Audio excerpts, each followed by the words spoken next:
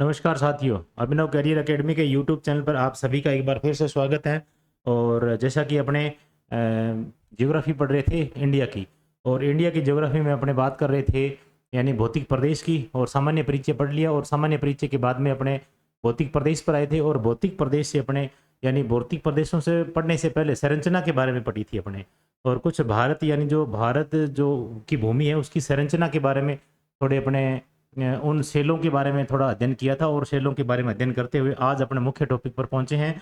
और सेलों से कुछ एक प्रश्न बन सकते हैं, परंतु अब जो मुख्य प्रश्न बनने वाले हैं वो इन्हीं जो आगे की क्लासें हैं उनमें से बनने वाले हैं। और इससे पहले अपने बात कर चुके हैं, क्या बात कर चुके हैं, एक बात ये बता देता हूँ मैं कि ये जो कोर्स है अपने भूगोल यानी जो जियोग्राफी, जो इंडिया की जियोग्राफी है, इसका जो ये कोर्स तैयार किया गया है ये एनसीईआरटी और आरबीएसई जो पहले इसे चलती थी इन दोनों का मिक्सअप रूप है। और थर्ड इसमें जो जो बुक इंक्लूड की गई है वो है अपने महेश वर्णवाल की। और इन किताबों का मिश्रण है, और इन किताबों से अगर कोई बाहर आता है तो अपने कुछ कह सकते हैं भी हाँ चलो ठीक है बाहर है, और इनके अंदर से आएगा तो अपनी ही यानी इस वीडियो से या अपनी क्लासों से आएगा सारी प्रश्न। तो मैं उम्मीद करता हूँ कि इन्हीं क्लासों से आएंगे, और बाकी लगभग पेपर अगर मिलान करते हैं तो इन्हीं क्लासों में से लगभग पढ़ जाते हैं और इसी सिलेबस में से आ जाते हैं। और ये जो सिलेबस है ये काम आने वाला है कौन कौन से एग्ज़ाम को, ये आरएस के एग्ज़ाम को पूरा का पूरा कवर करेगा। और उसके बाद में फर्स्ट ग्रेड है, सेकंड ग्रेड है और रीट है। और इसी के साथ में जो अब वर्तमान में आने वाली जो परीक्षा है सीईटी, और सीईटी को पूरी तरीके से ये कवर करते हुए, और आरएस की परीक्षा और जितनी भी छोटी बड़ी परीक्षा उन सभी को ये कवर करेगा। और ऐसे में है कि जैसे मान लो कि ये जो जियोग्राफी इंडिया की जियोग्राफी कराई जा रही है इसमें कोई हल्का फुल्का चैप्टर नहीं होता है, ये सारे के सारे यानी अपने आप में हेवी होते हैं, और ये अपने आप में हल्के भी होते हैं हेवी भी होते हैं। वैसे ये कम्प्लीटली ये माने जाते हैं कि ये इसमें किसी प्रकार का शॉर्टकट नहीं है, और ये पूरा करवाना ही पड़ेगा अपने को। शुरुआत से जीरो से लेकर के अपने एंड तक जाना है तो इसका मतलब है कि अपने को शुरू से कराना ही पड़ेगा।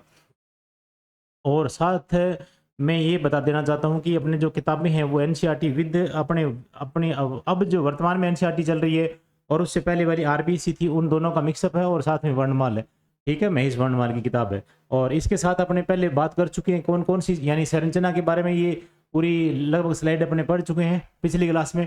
जो आज विद्यार्थी नए अगर कोई कैंडिडेट है वो अगर देख रहा है इस क्लास को, तो इससे पहले वाली जो क्लासें हैं वो तीन चार क्लासें लगी है, और चार क्लासों को पीछे जा करके देखेंगे तो सामान्य परिचय होते हुए ये संरचना को पढ़ते हुए उसके बाद मेन फोकस अब इसी क्लास पे आ जाएंगे।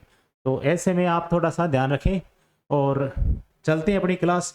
और मुख्य जो बिंदु है अपने भौतिक प्रदेश या भौतिक प्रदेशों को यानी कई भागों में बांटा गया है। तो उससे पहले यानी जो एनसीईआरटी में बताया गया एनसीईआरटी के अकॉर्डिंग चलेंगे, अपने एनसीईआरटी के अकॉर्डिंग ही चलना पड़ेगा, और इसके अलावा कहीं भागते फिरेंगे तो कोई मतलब की बात नहीं है। और एनसीईआरटी में इतना बढ़िया डिजाइन किया गया है, आरबीसी और एनसीईआरटी दोनों को इंक्लूड करके, दोनों को यानी मिक्सअप करके ये अपने कोर्स और ये जो अपने स्लाइड लेके आए हैं। ठीक है, तो अब टॉपिक के हिसाब से अपने चले तो भूवैज्ञानिक संरचना व शेल समूह की भिन्नता। देखो यहाँ पर ये कहा गया कि जो अलग अलग प्रकार से है ना भूवैज्ञानिक या फिर अलग अलग प्रकार से जो भौतिक प्रदेश है उनको बांटे गए हैं, उनके हिसाब से अपने बात करेंगे। तो ये भूवैज्ञानिक संरचना के आधार पर है, किसके आधार पर, ये भूवैज्ञानिक संरचना और शेल समूह की भिन्नता के आधार पर इसको अलग प्रकार से बांटा गया। उस आधार पर भारत को तीन भागों में बांटा गया। कितने भागों में? तीन भूवैज्ञानिक यानी भूवैज्ञानिक खंडों में विभाजित किया जाता है, और ये जो भौतिक लक्षणों पर आधारित है। ये कौन कौन से भूवैज्ञानिक खंड है, इन तीनों के बारे में बात करें तो पहले भारत को, सिर्फ भारत को अगर बात करें तो ये पूरे भारत को यानी पहला इसमें खंड बनाया गया है प्रायद्वीपीय खंड। कौन सा प्रायद्वीपीय खंड? जो इंडिया का जैसे मान लो कि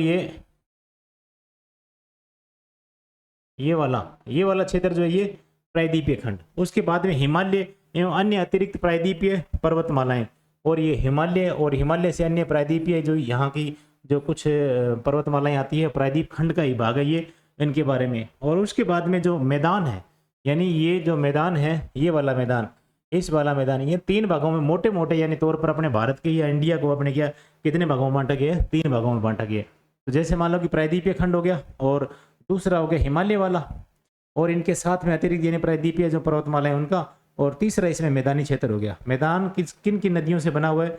मैदान यानी सिंधु, गंगा और ब्रह्मपुत्र, तीन मुख्य नदियां हैं, और इन्हीं तीन मुख्य की सहायक नदियां, और आगे ये पूरी जो नदी है वो इन्हीं के साथ में जाकर के मिल जाती है। तो ऐसे में ये तीन मुख्य नदियां, इन तीनों मुख्य नदियों के जो द्वारा बना गया जो मैदान है उस मैदान के बारे में बात करेंगे। तो ये पूरा इंक्लूड करें, अगर ये सारे तीनों टॉपिक इकट्ठे करें तो पूरी भारत की भूमि स्ट्रक्चर ये कंप्लीट हो जाता है। ठीक है, तो आगे चलते हैं, इनको एक एक करके अध्ययन करेंगे। पहले बात करते हैं प्रायद्वीपीय खंड के बारे में। किसके बारे में बात करते हैं? प्रायद्वीपीय खंड के बारे में। तो प्रायद्वीपीय खंड की उत्तरी सीमा कटी फटी है। देखो प्रायद्वीपीय खंड है और इसकी उत्तरी सीमा है। अब ये एक बार पढ़ लेते हैं स्लाइड, उसके बाद में इसको मानचित्र में अपने क्या करेंगे, इसको एक एक यानी जो अपने टॉपिक पढ़ रहे हैं उनको एक एक वहां पर अपने डिस्कशन और करेंगे। तो प्रायद्वीपीय खंड यानी इसकी उत्तरी सीमा कटी फटी है। इसकी उत्तरी सीमा क्या है? कटी फटी है, जो कच्छ रण से आरंभ होती है। किसके रण से? कच्छ के रण से, या कच्छ से। ये कच्छ कहाँ पर है? गुजरात में। कहाँ पर है ये? गुजरात में। और गुजरात से ये स्टार्ट होकर के अरावली से होते हुए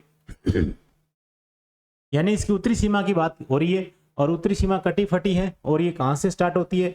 कच्छ से स्टार्ट होती है। कच्छ यानी गुजरात से स्टार्ट होती है और अरावली होती हुई अरावली पहाड़ियों के पश्चिम से गुजरती है और ये दिल्ली तक जाती है। और ये फिर यमुना और गंगा नदी के समानांतर राजमहल की पहाड़ियाँ हैं। कहाँ पर है?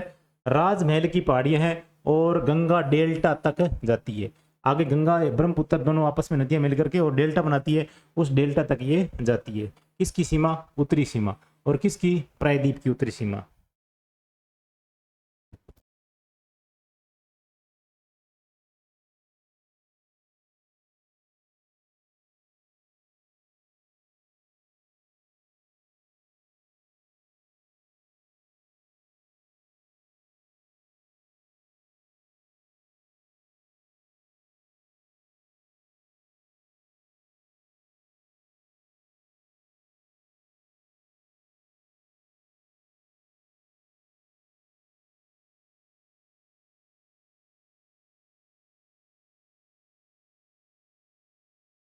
हाँ जी, तो आगे चलते हैं, अपने बात करते हैं इसके अतिरिक्त, यानी इसके अतिरिक्त उत्तर पूर्व की बात करें तो उत्तर पूर्व में काफी कार्बी एंगलों की, यानी उत्तर पूर्व की बात करें तो ये उत्तर यानी पूर्व और उत्तर प्रदेश, उत्तर प्रदेश नहीं, उत्तरी मेघालय की बात करें, वहां पर अपने बात करें तो ये कार्बी एंगलों के पठार है। वहां पर कौन सा है? कार्बी एंगलों का पठार और मेघालय का पठार है। कौन सा है? कार्बी एंगलों और मेघालय का पठार है। और तथा पश्चिम में बात करें, तो राजस्थान के इसी खंड के विस्तार है। राजस्थान भी, पूरा राजस्थान तो नहीं कह सकते, पर राजस्थान की अरावली वगैरह या अरावली राजस्थान का कुछ भाग पश्चिमी विस्तार वो भी इसी का पूर्व में। और पश्चिम बंगाल में बात करें तो पश्चिम बंगाल में मालदा भ्रंश है। क्या है? मालदा भ्रंश है और ये उत्तरी पूर्वी भाग में स्थित है। ठीक है, और ये मेघालय तथा कार्बी एंगलोंग, मेघालय तथा दोनों यानी कार्बी एंगलोंग दोनों को यानी मिश्रण है, यानी मेघालय का पठार और इसके पास में असम में जो कार्बी एंगलोंग का पठार है, इसको किससे अलग करता है? इसको छोटा नागपुर पठार से अलग करता है। किससे अलग करता है? छोटा नागपुर पठार से अलग करता है। और कौन करता है ये मालदा भ्रंश करता है। कौन करता है? ये मालदा भ्रंश। और ये मालदा भ्रंश है कहाँ पर? ये है पश्चिम बंगाल में। कहाँ पर? पश्चिम बंगाल में। और ये खंड जो है राजस्थान में भी है, प्रायद्वीपीय खंड मरुस्थल, वह मरुस्थल सदृश्य स्थलाकृतियों से ढका हुआ है।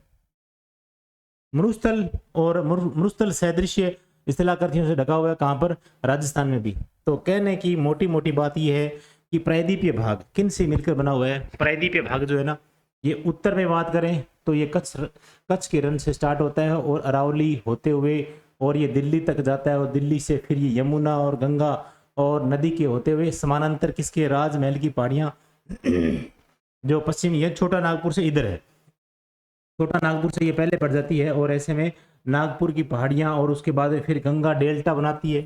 ठीक है, और ये तो आ गई इसकी उत्तरी सीमा। अगर उत्तरी पूर्वी की बात करें तो कार्बी एंगलोंग का पठार है असम में, और उसके बाद में मेघालय का पठार है मेघालय में। ठीक है, और ये पश्चिम की बात करें तो पश्चिम में राजस्थान भी इसी खंड के विस्तार है, इसी खंड का विस्तार है। राजस्थान का क्षेत्र भी, ठीक है, राजस्थान का पूरा क्षेत्र नहीं कह सकते, परंतु राजस्थान का मरुस्थलीय क्षेत्र भी। अगर पश्चिम बंगाल में अगर बात करें, एक छोटी सी बात आती है यहाँ पर मालदा भ्रंश की। और मालदा भ्रंश जो है ना, इस किसको, ये जो अपने उत्तरी पूर्वी वाला पठार है ना, कौन सा, अपने जैसे मान लो कि कार्बी एंगलोंग ये और ये जो मेघालय का पठार है, इन दोनों को अलग किससे करता है, इन दोनों को अलग करता है छोटा नागपुर से। किससे करता है, छोटा नागपुर, जो पश्चिम बंगाल के पास में ही झारखंड में स्थित है।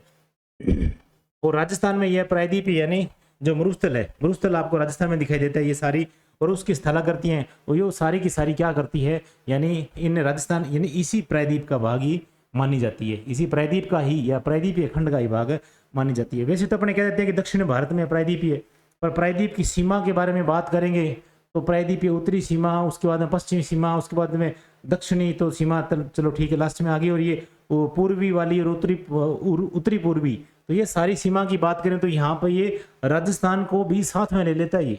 और राजस्थान का जो है ना अपने मरुस्थल जो क्षेत्र है ये भी लगभग क्या है अपने प्रायद्वीपीय भाग में आता है, लगभग प्रायद्वीपीय भाग में ही आता है। अरावली के जितने भी अरावली पर्वतमालाएं ये भी अपने प्रायद्वीपीय भाग में ही आती है।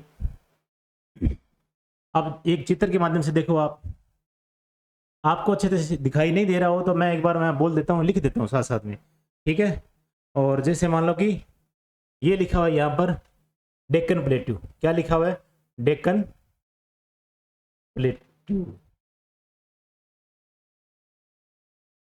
यानी दक्कन का पठार, यहाँ पर क्या है, इसे बोलते हैं दक्कन का पठार, ठीक है।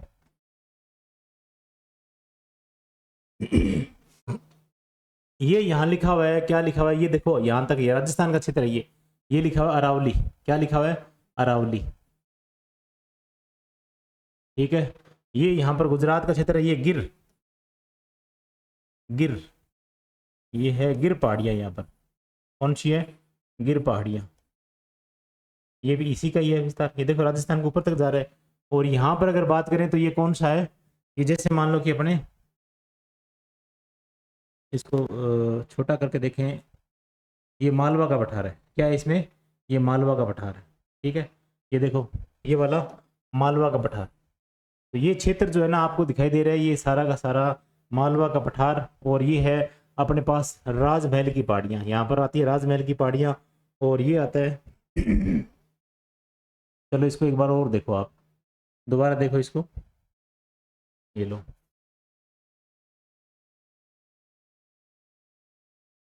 ये दक्कन का पठार, ये मालवा का पठार,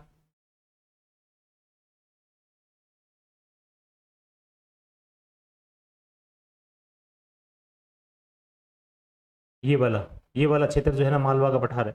और ये वाली जो रीजन है ये क्या है, अरावली, और ये वाली गिर पहाड़ियाँ गुजरात में। और ये वाला जो है, ये वाला ये क्षेत्र, ये पश्चिमी घाट है, ये वाला कौन सा है, यहाँ पर जो पहाड़ियाँ हैं, जो ऊंची ऊंची पहाड़ियाँ है, ये पश्चिमी घाट है, कौन सा, ये पश्चिमी घाट। इसके बराबर में यहाँ पर भी कटी फटी पहाड़ियाँ हैं, इसे बोलते हैं पूर्वी घाट, कौन सा बोलते हैं, ये पूर्वी घाट बोलते हैं। देखो घाट और मैदान में फर्क है, ध्यान रखना भी, ये आगे बताएंगे आपको जब ये इसकी बात आएगी ना, मैदान की और घाट की आएगी बात, तब जो ये पहाड़ियों वाला क्षेत्र है, ये पहाड़ियाँ हैं जिसमें, ठीक है। और ये क्या है, ये तो है घाट, ये इसे क्या बोलेंगे अपने, घाट बोलेंगे। और इसके बिल्कुल तट के किनारे यहाँ पर पतली सी पट्टी है मैदान की पतली पट्टी है, और इसे बोलेंगे तटीय मैदान। इसे क्या बोलेंगे, तटीय मैदान बोलेंगे, क्या बोलेंगे इसको, तटीय मैदान बोलेंगे। तो यहाँ पर ये रीजन जो है ना, ये वाला मैदान, ये वाला गंगा ब्रह्मपुत्र यमुना वाला ये वाला मैदान, यहाँ पर भी मैदान का कुछ भाग है, यहाँ पर ऐसे होते हुए मैदान की पट्टी है इसके चारों ओर, ये इसके चारों ओर यहाँ पर क्या बन जाती है, यानी मैदान की पट्टी बन जाती है। और इसके बीचों बीच क्या बन जाता है, पठारी क्षेत्र बन जाता है। और यहाँ पर ये जो रीजन है पहाड़ियों वाला, ये बन जाता है घाट, और ये बन जाता है पूर्वी घाट। ये कटा फटा है और ये ज़्यादा सर्वाधिक ऊंचा है और ये कम ऊंचाई पर है। और यहाँ पर जो नदियाँ हैं वो डेल्टा बनाती है, और कटा फटा होने की वजह से ये अविरत कह सकते हैं, इसको विरत कह सकते हैं। और ये अविरत है, ये अविरत का मतलब लगातार और कंटिन्यूटी है, इसमें टूटता नहीं है ये पहाड़ियाँ। और उसके बाद में यहाँ पर ये उत्तरी पूर्वी की बात करें तो उत्तरी पूर्वी में यहाँ पर कार्बी एंगलों की पहाड़ियाँ, कौन सी है, कार्बी एंगलों की पहाड़ियाँ, मेघालय का पठार है यहाँ पर भी, यानी यहाँ पर क्या है, मेघालय का पठार वह कार्बी एंगलोंग का पठार, ठीक है। और ये कार्बी एंगलोंग मतलब असम में, और मेघालय का पठार मेघालय में। और इतनी सी बात है इसमें, राजमहल की पहाड़ियाँ जो है ना, ये देखो यहाँ पर, ये लास्ट में ये है, यहाँ पर छोटा नागपुर, ये छोटा नागपुर। अब देखो इसको थोड़ा सा डिलीट करके अपने देखते हैं। देखो ये बताई जा रही है यहाँ पर है नागपुर, छोटा नागपुर, ठीक है, छोटा नागपुर। और यहाँ पर है राजमहल की पहाड़ियाँ, राजमहल हिल्स ऐसे ऐसे, ठीक है। इसके पास ये ज़्यादा नहीं है, इसे इतना इतने इसे ये है राजमहल की पहाड़ियाँ। इसके पास यहाँ पर क्या है, छोटा नागपुर है। और यहाँ पर क्या है, कार्बी एंगलोंग है। यहाँ पर क्या है, ये है अपने पास मेघालय का पठार। और ये जो बीच में जो क्षेत्र बनेगा, ये जो बीच में क्षेत्र बनेगा, ये पश्चिम बंगाल में है। और ये है मालदा अपभ्रंश। ये कौन सा है, मालदा अपभ्रंश। ये देखो यहाँ पर पड़ा था मालदा भ्रंश है। और मालदा भ्रंश जो है ना, ये इनके बीच में आता है। और किसको अलग करता है, ये मेघालय कार्बी एंगलोंग पठार और छोटा नागपुर को ये अलग करता है। आगे चलते हैं इसमें, आगे नेक्स्ट अपने बात करते हैं।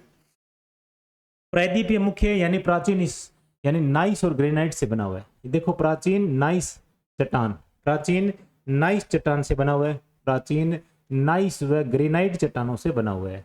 कौन सा, प्रायद्वीपीय मुख्यतः यानी प्राचीन नाइस और ग्रेनाइट से बना हुआ है। और कैम्ब्रियन कल्प से यह भूखंड एक कठोर खंड के रूप में खड़ा है। और अपवाद स्वरूप अगर बात करें तो ये पश्चिमी तट समुद्र में डूबा हुआ है। इसका पश्चिमी तट है वो क्या डूबा हुआ है, तट जो समुद्र में डूबा हुआ, बिल्कुल खड़ी ढाल वाला है। ऐसे अपने को जहां पर ये डेल्टा वगैरह कुछ नदियां जो बनाती है वो इधर पश्चिमी घाट की तरफ नहीं बनाती है।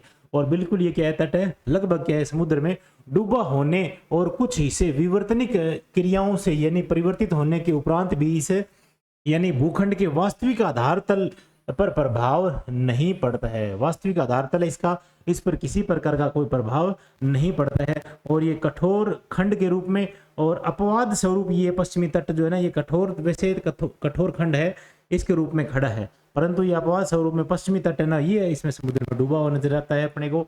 और इसी के साथ अपने बात करें, जैसे मान लो कि इंडो ऑस्ट्रेलियन प्लेट का हिस्सा होने के कारण यह ऊर्ध्वाधर हलचलों व खंड भ्रंश से प्रभावित है, ठीक है। ये इंडो ऑस्ट्रेलियन का यानी हिस्सा होने की वजह से अपने पहले बात की थी, इससे पहले वाली क्लास में अपने बात की थी कि जो अफ्रीका महाद्वीप है उसके मेडागास्कर के पास से ये खंड जो है ये यानी यूरेशिया की तरफ ये चलता है और बीच में टैथी सागर आता है। और ये 0 डिग्री से यानी जो 0 डिग्री या भूमध्य रेखा है उससे पहले ये दक्षिण में हुआ करता था। और ये धीरे धीरे बाद में ये यानी करोड़ों सालों के बाद में फिर ये ऊपर की ओर धीरे धीरे खिसकता हुआ आ गया। और इसमें से यानी इंडो ऑस्ट्रेलियन इकट्ठा माना जाता था, उसके बाद में ये ऑस्ट्रेलिया अलग हो गया और इंडिया का जो पार्ट है वो अलग हो गया। तो ये इंडो ऑस्ट्रेलियन प्लेट का हिस्सा होने के कारण यह ऊर्ध्वाधर हलचलों, कौन सी हलचल हुई इसमें, ऊर्ध्वाधर हलचल, और इसमें जो खंड भ्रंश से प्रभावित है, ये क्या है, खंड भ्रंश से प्रभावित है। और यहाँ पर जैसे मान लो कि नर्मदा और तापी और महानदी की रिफ्ट घाटियां और सतपुड़ा ब्लॉक पर्वत, कौन से पर्वत है, सतपुड़ा ब्लॉक पर्वत है, या फिर महानदी की रिफ्ट घाटियां हैं, या फिर तापी नदी है, या फिर क्या है, नर्मदा नदी है। इनकी घाटियां या सतपुड़ा ब्लॉक पर्वत इसके क्या है, उदाहरण अपने देखे जा सकते हैं। ऊर्ध्वाधर या खंड भ्रंश से प्रभावित होने की वजह से इनके ये उदाहरण अपने देखे जा सकते हैं। और ये कौन सी प्लेट का हिस्सा माना जाता है, इंडो ऑस्ट्रेलियन प्लेट का हिस्सा होने के कारण ये अपने को ये उदाहरण या उनके ये चीजें अपने को देखने को मिलती है। प्रायद्वीप में मुख्यतः अवशिष्ट पहाड़ियां शामिल है, यानी यहाँ पर क्या है, कटी फटी या फिर रेसिडुअल जो प्रकार की जो अपने पहाड़ियां हैं वो इसमें शामिल हैं। और यहाँ पर अवशिष्ट पहाड़ियां अपने कह सकते हैं, अवशिष्ट पहाड़ियां का मतलब जो पहाड़ियां अभी वर्तमान काफी पुरानी होने की वजह से और ये धीरे धीरे अपने जो मूल जो ऊंचाई थी उससे अब क्या हो गई है, कम हो गई है। धीरे धीरे हवा पानी की वजह से ये घिस करके ये कम हो गई है, अपनी इसकी ऊंचाई कम हो गई है और ये पुरानी हो गई। इसमें से पहले नंबर पे आता है यानी कौन सी, अरावली, उसके बाद में आता है नल्ला माला, ठीक है, या नल्ला मलाई भी कह सकते हैं इसको, या जावादी, एक जावादी पहाड़ियां भी है यहाँ पर, ठीक है। और वेली कोंडा भी है यहाँ पर, क्या है, वेली कोंडा भी है, और पाल कोंडा भी है, क्या है, पाल कोंडा श्रेणियां है यहाँ पर, और महेंद्रगिरी पहाड़ियां भी है, ठीक है, महेंद्रगिरी जो उड़ीसा के आसपास है। और इसके बाद में पाल कोंडा है, वेली कोंडा है, जावादी की पहाड़ियां हैं, नल्ला माला की पहाड़ियां हैं, अरावली की पहाड़ी है। ये अवशिष्ट पहाड़ियां किसका ये भाग माना जाता है, ये प्रायद्वीप का ही भाग माना जाता है। और यहाँ की नदियां जो घाटियां यानी नदी घाटी जो है ना वो क्या है, उथली और उनकी प्रवणता कम है, यानी ये ऊपर उठी हुई या ऐसे कह सकते हैं उथली ही है, उथले प्रकार की है, गहराई वाली नहीं है, और इसकी प्रवणता इसीलिए क्या है, कम है। और पूर्व की ओर बहने वाली अधिकांश नदियां बंगाल की खाड़ी में गिरती है। तो बिल्कुल सही बात है, ये पूर्व की ओर बहने वाली सारी, इधर पूर्व की ओर जाने वाली नदियां जो है ये सारी की सारी अपना जल कहाँ लेके जाती है, बंगाल की खाड़ी में जल गिरती है। और गिरने से पहले ये क्या करती है, डेल्टा का निर्माण करती है। किसका निर्माण करती है, डेल्टा का निर्माण करती है, क्योंकि इधर जाने वाली सारी नदियां लगभग क्या करती है, डेल्टा का निर्माण करती है। और पश्चिम में जाने वाली नदियां जो है यानी डेल्टा का निर्माण नहीं करती है, ज्वार नदमुख का निर्माण करती है। वो डायरेक्ट यानी समुद्र में पानी गिरता है, ऐसे अपने वहां पर गड्ढा सा बन जाता है, उसे अपने बोलते हैं ज्वार नदमुख। और डेल्टा का निर्माण यानी वहां करती है नदियां जहां पर उसके ढाल यानी मंद हो, ढाल मंद हो और पानी धीमे चले, और वो अपने अवसाद है वो अपने वहां पर यानी जो समुद्र में गिरने से पहले ही वो गया अवसाद इकट्ठे होते जाते हैं, और अवसाद यानी किनारे पर जाकर के इकट्ठे होते जाते हैं और वहां पर डेल्टा का निर्माण कर देते हैं। तो डेल्टा निर्माण करती है। और महानदी है, इसका उदाहरण करें तो महानदी है या फिर गोदावरी है या फिर कृष्णा नदी है, इनके द्वारा निर्मित डेल्टा इसके क्या है, उदाहरण देखे जा सकते हैं। तो इतनी बात आपको समझ में आ गई होगी। प्रायद्वीप ये मुख्यतः नाइस और ग्रेनाइट चट्टानों से बना हुआ है, ठीक है। और उसके बाद में कठोर ये खंड है, और ये पश्चिमी तट और समुद्र में डूबा होने की वजह से ये विवर्तनिक क्रियाओं से परिवर्तित होने के उपरांत भी ये क्या प्रभाव से मुक्त है। और इंडो ऑस्ट्रेलियन प्लेट का हिस्सा है ये होने की वजह से ऊर्ध्वाधर हलचल या खंड भ्रंश से प्रभावित है। इसके उदाहरण अपने देखे जा सकते हैं, जैसे मान लो कि अपने नर्मदा, तापी और जो महानदी है इसकी रिफ्ट घाटियां और सतपुड़ा पर्वत है, ये इसके खंड या ऊर्ध्वाधर हलचलों के कारण ये अपने को नजर आते हैं यहाँ पर। और प्रायद्वीप में मुख्यतः अवशिष्ट पहाड़ियां कौन कौन सी पहाड़ियां, अरावली पहाड़ियां, नल्ला मल्ला की पहाड़ियां, जावादी की पहाड़ियां हैं। अगर बात करें तो अपने जावादी की पहाड़ियां, और उसके बाद में फिर बात करें तो अपने यानी वेलिकोंडा की पहाड़ियां और पाल कोंडा की पहाड़ियां भी है। और यहाँ पर महेंद्रगिरी पर्वत है या महेंद्रगिरी की पहाड़ियां भी अपने को नजर आती है पूर्वी या प्रायद्वीप के पूर्वी तट पर, ठीक है। तो इसकी प्रवणता कम होती है, और यहाँ पर बहने वाली नदियां जो बंगाल की खाड़ी में जा रही है और डेल्टा का निर्माण करती है। और महानदी और गोदावरी और जो कृष्णा है जो मुख्य है, इसके डेल्टा अपने को देखने को या पढ़ने को मिलेंगे। तो एक बार ये थोड़ा सा ओवरव्यू के हिसाब से अपने जो नाम लिए हैं कौन कौन से, जिनका महेंद्रगिरी, ये देखो महेंद्रगिरी है और ये महेंद्रगिरी लिखा हुआ है, आपको नजर नहीं आ रहा है तो यहाँ पर मैं बोल देता हूँ कि ये महेंद्रगिरी है। और इसकी जो पहाड़ियाँ यहाँ पर है, इसकी पहाड़ियाँ कहाँ है, उड़ीसा के जस्ट नीचे वाले क्षेत्र में, ये उड़ीसा के आसपास यानी आंध्र प्रदेश के अंतर्गत है महेंद्रगिरी है।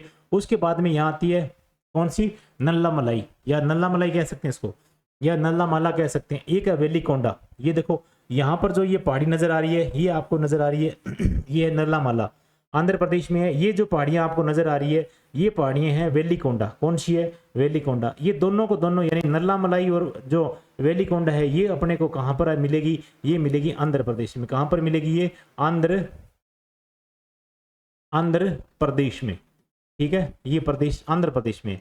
अगर फिर बात करें, अपने नाम आया था जावादी की पहाड़ियां, यहाँ पर जावादी की पहाड़ियां हैं और यहाँ पर शिवराई की पहाड़ियां है। इसमें नाम लिखा नहीं है परंतु ये अवशिष्ट पहाड़ियों के अंतर्गत आती है। और ये शिवराई की पहाड़ियां यहाँ पर आती है, पंचामलाई की पहाड़ियां कौन सी आती है, पंचामलाई की। तो ये सबसे पहले यानी इनका क्रम भी पूछ लेते हैं, कई बार बहुत सी यानी परीक्षाओं में क्रम भी पूछा गया है कौन कौन से, यानी उत्तर से दक्षिण की और ये क्रम सेट करने पूछ सकते हैं, ठीक है ना। तो ये नल्ला मल्ला की पहाड़ियां सबसे ऊपर है, यानी वेल तो ये अपने बात करेंगे तो यहाँ पर महेंद्रगिरी की पहाड़ियां आती है, कौन सी आती है, महेंद्रगिरी की। और महेंद्रगिरी चोटी यहाँ इसके सर्वोच्च चोटी इसमें महेंद्रगिरी है, ठीक है। और जो पूर्वी अपने घाट की बात करें, पूर्वी घाट की बात करें तो या जो इसकी जो सर्वोच्च चोटी है वो कौन सी है, महेंद्रगिरी है। उसके बाद में जो पहाड़ियां हैं नल्ला मल्ला है या वेलिकोंडा है, ये आंध्र प्रदेश में आती है। जावादी, सेवरा या पंचामलाई, ये जावादी, सेवरा, ये पंचामलाई, ये तीनों के तीनों कहां पर है, ये तमिलनाडु में। कहां पर है ये, तमिलनाडु, ठीक है। अब यहां पर देखो ये बिल्कुल थोड़ी सी अलग सी पहाड़ियां हैं और इसे बोलते हैं अपने ये है केप केमोरिन, यहाँ लिखा हुआ है केप केमोरिन, ठीक है, ये लास्ट वाली। और ये जो पहाड़ियां आपको नजर आ रही है ये है, यहाँ पर आती है कार्डमम की पहाड़ियां। कौन सी पहाड़ियां आती है, कार्डमम की पहाड़ियां, यहाँ पर लिखा नहीं है कार्डमम। कार्डमम का मतलब होता है इलायची, तो इसको बोलते हैं इलायची की पहाड़ियां, इलायची की पहाड़ियां, ठीक है, इलायची की पहाड़ियां। और इसके ऊपर इलायची के जस्ट ऊपर वाली जो पहाड़ियां ना, ये वाली, यहाँ पर ये इलायची की पहाड़ियाँ हैं, और ये वाली जो है यहाँ पर आती है कौन सी, अन्नामलाई की पहाड़ियाँ। कौन सी आती है, अन्नामलाई की पहाड़ियाँ आती है। और अन्नामलाई की जो सर्वोच्च चोटी है वो अनाईमुड़ी, इसकी सर्वोच्च चोटी है कौन सी, अनाईमुड़ी। अगर बात करें अपने पश्चिमी यानी जो घाट है, उस पश्चिमी घाट की सर्वोच्च चोटी की बात करें तो कौन सी आती है, अन्नामलाई और अनाईमुड़ी, सॉरी अनाईमुड़ी इसकी चोटी है। अन्नामलाई पर्वतमाला की जो चोटी है अनाईमुड़ी। और दक्षिण भारत की सर्वोच्च चोटी की बात करें तो भी यही है, अनाईमुड़ी। तो दक्षिण भारत और पश्चिमी घाट की सर्वोच्च चोटी की बात करें, और ये पेपर में कई बार ये प्रश्न पूछा गया है, कौन सी है, अपने अनाईमुड़ी है। इसके बाद ये दिया गया है कि इसकी जो पश्चिमी घाट की सर्वोच्च चोटी दूसरे नंबर की, तो दूसरे नंबर वाली है वो कौन सी है, डोडा बेटा है। वो कौन सी है, डोडा बेटा पहाड़ी है। कौन सी है, डोडा बेटा की यानी पर्वत श्रृंखला है, पर्वत श्रृंखला नहीं, पर्वत चोटी है, ठीक है, चोटी है डोडा बेटा की। उसके बाद में यहाँ पर जो इसके डोडा बेटा से इधर अपने बात करें तो ये आती है ब्रह्मगिरी की पहाड़ियाँ, ठीक है, ब्रह्मगिरी की चोटी है। और उसके ऊपर यहाँ पर महाराष्ट्र की बात करें यहाँ पर तो ये आती है महाबलेश्वर चोटी। कौन सी चोटी है, महाबलेश्वर चोटी। और महाराष्ट्र में इसके ऊपर यानी सर्वोच्च चोटी है, महाराष्ट्र की सर्वोच्च चोटी की बात करें तो कलसूबाई की चोटी आती है। कौन सी आती है, कलसूबाई। इस चोटी का नाम है कलसूबाई। क्या नाम है, कलसूबाई। ये महाराष्ट्र की सर्वोच्च चोटी है। महाराष्ट्र की सर्वोच्च चोटी का मतलब ये है सह्याद्री की पहाड़ियां। सह्याद्री की पहाड़ियां, पश्चिमी घाट की पहाड़ियां ये मानी जाती है। और इस पश्चिमी घाट की पहाड़ियों में सर्वोच्च चोटी की बात करें तो अनाईमुड़ी। 2 नंबर की बात करें डोडा बेटा। महाराष्ट्र की सर्वोच्च चोटी बात करें तो कलसूबाई। और ये पहाड़ियों के नाम है। यहाँ पर छोटी छोटी पर्वत श्रृंखलाएं और भी है, जैसे मान लो कि यह महाबलेश्वर की चोटी यहाँ पर है, उसके बाद में ब्रह्मगिरी की जो चोटी है वो यहाँ पर है, यानी कर्नाटक के आसपास। उसके बाद ऊपर बात करें ये गुजरात का क्षेत्र है, ये गुजरात वाला क्षेत्र है। यहाँ पर आती है गिर पहाड़ियाँ। कौन सी पहाड़ी आती है, गिर गिर गिर पहाड़ियाँ आती है। और ये जो ऊपर वाला क्षेत्र है यहाँ पर है बारदा की पहाड़ी। कौन सी है, बारदा की पहाड़ी। उसके बाद में यहाँ पर अगर बात करें ये मांडवी या फिर मांडव की पहाड़ियाँ। कौन सी है, मांडव की पहाड़ियाँ। तो मांडव की पहाड़ियाँ भी है, बारदा की पहाड़ियाँ भी है, गिर पहाड़ियाँ भी। ये सारी की पहाड़ियाँ, ये जो तीनों प्रकार की पहाड़ियाँ गुजरात में है। और कलसूबाई महाबलेश्वर ये है महाराष्ट्र में। अगर ब्रह्मगिरी की बात करें तो कर्नाटक में, और डोडा बेटा की बात करें तो भी कर्नाटक में। अनाईमुड़ी की बात करें तो केरल में, अनाईमुड़ी की बात करें तो केरल में। तो ये ध्यान रखना। और ये जो है चोटी ये पश्चिमी घाट की है।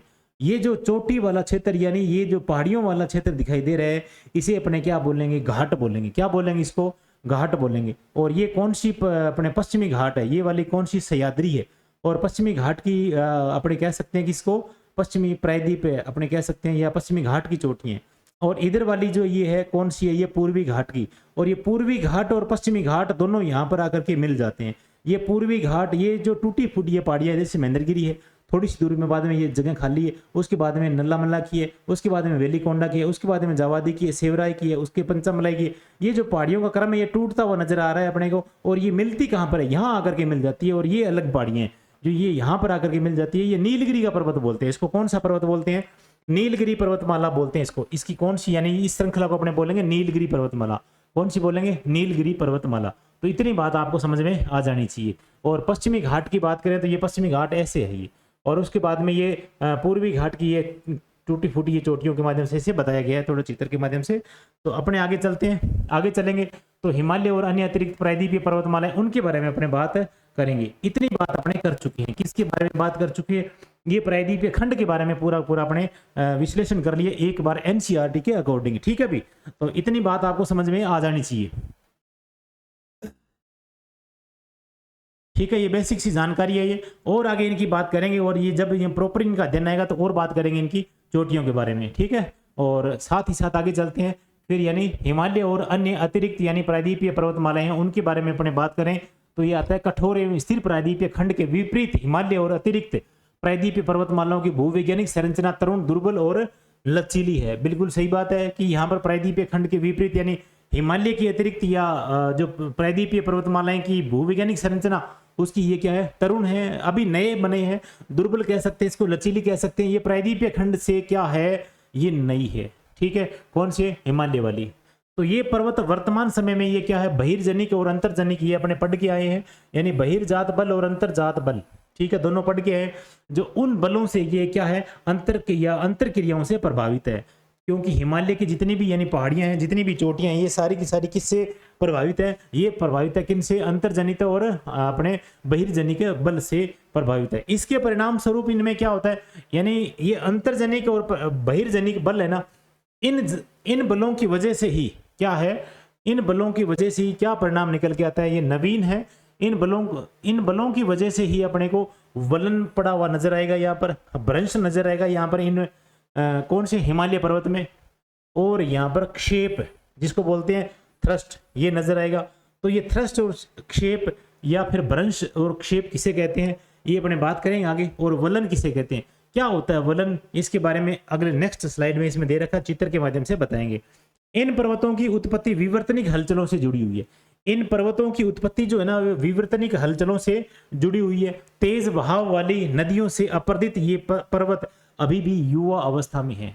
यानी यहाँ पर तेज बहाव वाली, ऊपर से जब नदियां तेज बहाव की यानी खड़ी पहाड़ियां हैं ये, तो वहां से अगर पानी नीचे आएगा तो ये तेज बहाव में होगा और ये पहाड़ियों को काटते हुए नजर आएगा अपने को ये पानी, और ये नदियों के माध्यम से ये तेज युवा अपने कह सकते हैं किसमें, ये तेज बहाव वाली जो नदियों में अपर्दित होने की वजह से भी अभी भी क्या है, युवा अवस्था में है। कौन सी अवस्था में? युवा अवस्था में है, क्योंकि पहाड़ियां ऊंची है इसलिए। यहाँ पर ये गोर्ज बनाएगी, क्या बनेगी? गोर्ज, बड़ा सारा, यानी जो नदी अपने आप में क्या कर देती है, जैसे अपने नदी पानी प्रवाहित होता है और प्रवाहित होता है, ये अपने क्या कर लेती है, मोड़ के रूप में, ऐसे तेज बहाव के कारण मोड़ के रूप में अपने नदी को क्या कर लेती है, और ज्यादा गहरा कर लेती है, और ज्यादा गहरा करती जाती है, और वैसे वैसे ये क्या बन जाता है, ऐसे घुमावदार गड्ढा बन जाता है, उसे अपने बोलते हैं क्या बन जाते हैं, इसे बोलते हैं गोर्ज बनते हैं। और वी आकार की घाटियां बनाती है, वी आकार की घाटियां भी बनती है क्योंकि ऊपर से ये मतलब चौड़ाई होती है, उसके बाद नीचे जाकर के ये पतली बिल्कुल घाटी के रूप में नजर आती है। क्षिप्रिकाएं भी नजर आती है अपने को, और उसके बाद में जलप्रपात भी बनते हैं इन नदियों के माध्यम से इत्यादि। ये इसके क्या है, प्रमाण अपने कह सकते हैं कि ये युवा आकार है। जब तक ये सब चीजें बनती जाएगी, नदियों के माध्यम से जलप्रपात बनेंगे और क्षिप्रिकाएं बनेंगे, और जब तक वी आकार की घाटियां बनेंगी, जब तक गोर्ज बनेंगे, और तब तक अपने क्या बोलेंगे, इसकी युवा अवस्था बोलेंगे, और तेज बहाव वाली नदियां उनको कह सकते हैं। ये भ्रंश और अब अपने जो भ्रंश और वलन, ये क्या चीज है, ये देखो, ये जैसे मान लो कि वलन और फोल्ड, जब ये पर्वतमालाएं आपस में या जो अवसाद होता है वो इस तरीके से, यानी दोनों तरफ से दबाव इसमें पड़े, दोनों तरफ से दबाव पड़े, और वो अपने ऊपर उठ करके जो अवसाद गाद अपने कह सकते हैं जो या लिक्विड अवस्था में होता है, वो दोनों तरफ से दबता है और उसके बाद में फिर वो बाहर निकलता है, तो वो क्या हो जाता है, अपने आप में स्टैंड या खड़ा हो जाता है, ऐसे ऐसे ऐसे रूप ले लेता है, ऐसे रूप ले लेके तो ये क्या बन जाएगा, इसे बोलते हैं वलन या फोल्डेड। फोल्डेड अपने कह सकते हैं इसको, या फिर ये ऐसी आकृति ले सकता है, या फिर ये ऐसी आकृति लेगा, और या फिर ये कोई और आकृति ले लेगा, लंबी आकृति ऐसे, और या फिर ये ऊपर उठ करके ऐसे ऐसे नजर आएगा अपने को।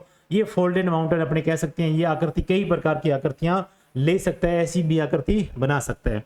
तो इसे अपने जैसे अपने हिमालय की बात करें, हिमालय उसी तरीके से, जैसे मान लो ऊपर उठा हुआ, फिर नीचे गिरा हुआ, फिर ऊपर उठा हुआ, ऐसे नीचे गिरा हुआ, ऐसे, तो ये सारी की सारी अपने को नजर आती है, ऊंची उठी हुई है, नीचे गिरी हुई है, ऐसे ऊंची उठी हुई है, ऐसे जो ये सारी की सारी आकृतियां अपने नजर आती है, वो सारी की सारी क्या कहलाती है, फोल्डेड माउंटेन कहलाती है। क्या कहलाती है, फोल्डेड या वलन जो प्रक्रिया है ये कहलाती है, इसे अपने बोलते हैं वलन। ठीक है, और अब अपने बात करते हैं, ये देखो जैसे मान लो कि ये धरातल है, ठीक है, ये इधर भी धरातल है और इधर भी धरातल है, दो टुकड़े बना रखे हैं इसमें, दो टुकड़ों के माध्यम से एक टुकड़ा इसमें जस्ट नीचे आ गया, नीचे आ गया, तो यहाँ पर ये पर्वत की नजर, ये पर्वत नजर आ गया कि नहीं आ गया, ये नजर आ गया ना, ये इसकी वजह से ये पर्वत, ये एक तरीके से, तो ये क्या माना जाएगा, ये थ्रस्ट, ये क्या माना जाएगा, ये थ्रस्ट माना जाएगा, क्या माना जाएगा, भ्रंश, ये भ्रंश माना जाएगा, क्या माना जाएगा, ये भ्रंश।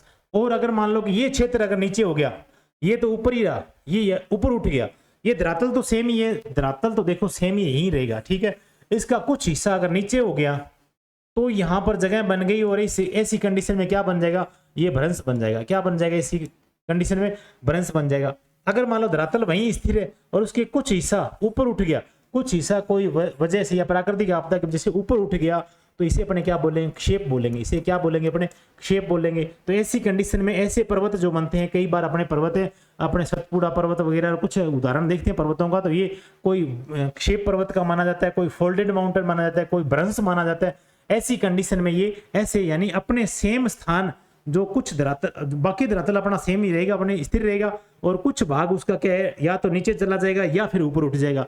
तो दोनों कंडीशन में, एक कंडीशन में भ्रंश होगा, ऊपर नीचे धंसेगा तो भ्रंश हो जाएगा, और ऊपर उठेगा तो क्या हो जाएगा, क्षेप हो जाएगा। क्या उसे बोलेंगे, क्षेप बोलेंगे या थ्रस्ट बोलेंगे। ठीक है, तो आगे अपने चलते हैं। जैसे तो ये हो गया अपने दूसरा कौन सा वाला, यानी अपने हिमालय पर्वत या अन्य अतिरिक्त प्रायद्वीपीय पर्वतमालाओं के बारे में थोड़ी सी बात है होगी। इसका विस्तार से और ज्यादा अपने बात करेंगे आगे, और ऐसा नहीं है कि यहीं खत्म कर देंगे, ठीक है। अब फिर करते हैं बात सिंधु। ये तो ब्रीफली थोड़ा थोड़ा अपने इसके बारे में थोड़ा थोड़ा बताया जा रहा है। फिर अपने बात करेंगे मैदान के बारे में। तो मैदान क्या है इसमें, एक तो सिंधु नदी है, एक गंगा नदी है, एक इसमें ब्रह्मपुत्र नदी है। इन दोनों को यानी तीन नदियां जो है, तीन अपने मूलतः ये अपने क्या है, एक अभिनीत भू अभिनीत गर्त है। ये मूलतः ये क्या है, भू अभिनीत गर्त है। ये इनके द्वारा बनाया, इन नदियों के द्वारा बनाया गया मैदान।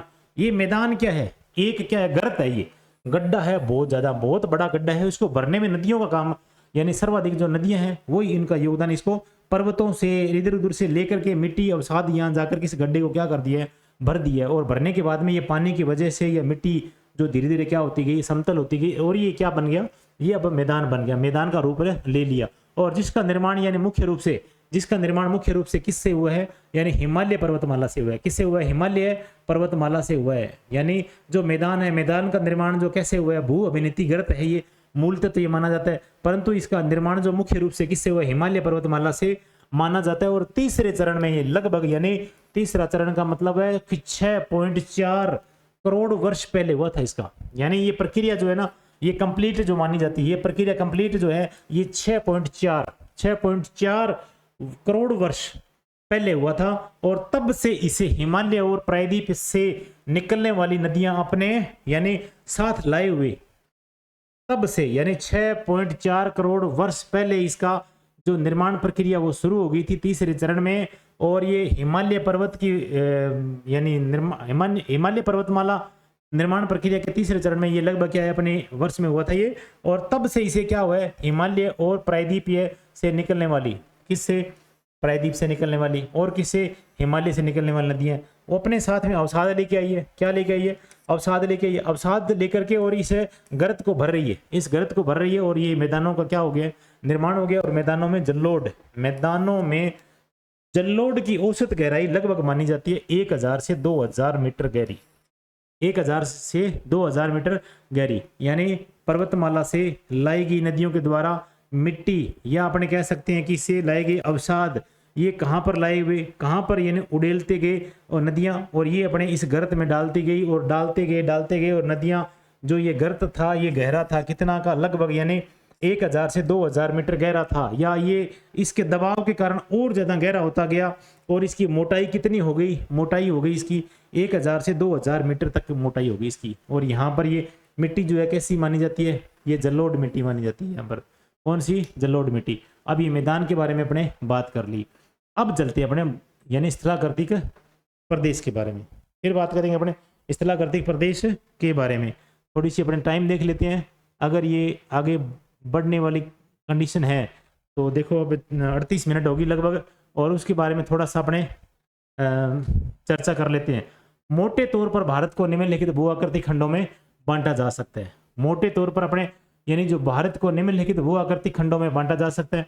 कैसे मोटे तौर पर बांटने अपने को, और पहले नंबर पे अपने किस रूप में बांटेंगे इसको, उत्तर या फिर उत्तरी पूर्वी पर्वतमाला के रूप में बांटेंगे इसको, ठीक है। और इसके बारे में खूब सारा अपने हिमालय के बारे में पूरा अध्ययन करेंगे। और उसके बाद बात आती है अपने पास किसकी, उत्तरी भारत का मैदान के बारे में। फिर अपने उत्तरी भारत का मैदान के बारे में बात करेंगे। ये अपने जो पहले करके है ना, ये मैदान है, ये वही है सेम। ये आगे इसको और पढ़ेंगे, इसको आगे ये दूसरी किताब, यानी किताब तो वही है परंतु भी ब्रीफली बताया गया, इसकी उत्पत्ति के बारे में बताया गया, वहां पर मोटी मोटी चीजें बताई गई है। उसके बाद में यहाँ पर अपने मैदान के क्षेत्र में कौन कौन से यानी मैदानी क्षेत्र है, उसके क्षेत्र में कौन कौन से यानी राज्यों में ये फैला हुआ है, किस किस ये मतलब कौन कौन सी आकृतियां बनाता है, इन सभी के बारे में अपने डीपली अध्ययन करेंगे इसमें, ठीक है। और उसके बाद में फिर प्रायद्वीपीय पठार है, उसके बारे में डीपली अध्ययन करेंगे। उसके बाद मरुस्थल के बारे में अपने बात करेंगे। और फिर ये तटीय मैदानों के बारे में और बात करेंगे। और लास्ट में जाकर के तटीय मैदान और साथ में घाट भी पढ़ेंगे, पश्चिमी घाट और पश्चिमी जो पूर्वी घाट है उन सभी के बारे में बात करेंगे। और लास्ट में जाकर के अपने क्या करेंगे, एंड करेंगे इस टॉपिक का, भौतिक प्रदेश का एंड करेंगे अपने द्वीप समूह पर जाकर के। किस पर जाकर करेंगे, द्वीप समूह को काउंट करते हुए उसकी क्लास लगाते हुए अपने भौतिक प्रदेशों को क्या कर देंगे, कंप्लीट कर देंगे। तो अपने आगे चलते हैं और आगे अपने बात करते हैं उत्तर तथा उत्तरी पूर्वी पर्वतमाला।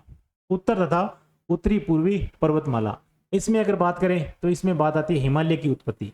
इसकी बात आती है हिमालय की उत्पत्ति के बारे में आता है। सबसे पहले बात करेंगे यानी उत्तर और उत्तरी पूर्वी पर्वतमाला, इसमें पहले हिमालय की बात करेंगे। तो हिमालय की बात करेंगे तो सबसे पहले अपने बात करनी पड़ेगी इसकी उत्पत्ति कैसे हुई, और इसके बाद अपने बात करेंगे